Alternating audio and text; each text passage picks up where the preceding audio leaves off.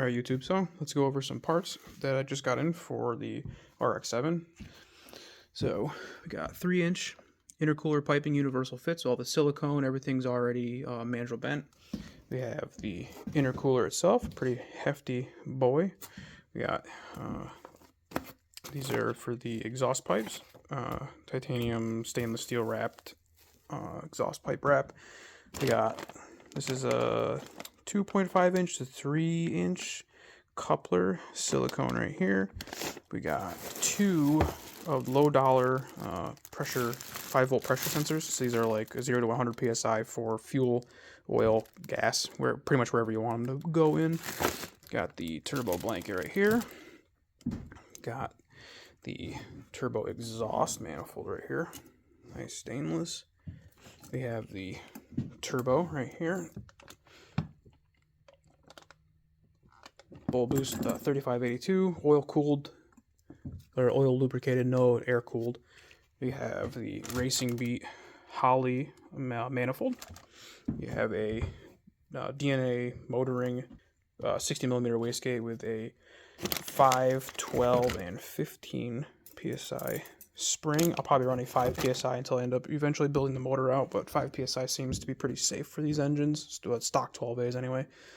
You got 100 micron and 10 micron E-85 safe Holley fuel filters. You got 2 Holley fuel pumps. We have all of the brackets for them. We have triple gauge cluster. I already have the oil pressure gauge in there. I kind of like the old style ones. They're just simple, pretty neat. So I got these ones. If I don't like them, I might end up swapping out the digital ones, but these are pretty cool for now. So you got water temp. You got fuel level. I got oil pressure in there already in the car. I'm going to be converting the 3 ignition coils to MSDs. So we'll have 2. We'll be firing a wasted spark for the 2 leading, and then we'll have just the trailings will be fired off of one single coil themselves, since you can't wasted spark fire the leadings or you'll blow your engine up. Then we got the MSD 6AL with a rev limiter. So we got Techno Toy Tuning brake booster delete, so I can put on my Willwood caliper that I got. Got the 8AN PTFE E-85 safe fuel lines to run for the car. I think there's like 30 or 40 feet here. All sorts of adapters to hook up to anything you can really think of. Got the Aeromotive fuel pressure regulator. And right here is the Aeromotive fuel pressure gauge.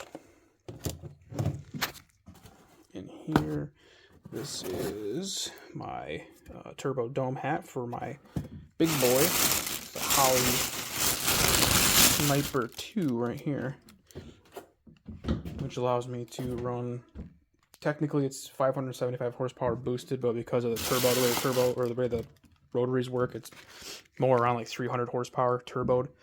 But I probably won't make it. I'll probably make it somewhere around 250 with what I got set up here.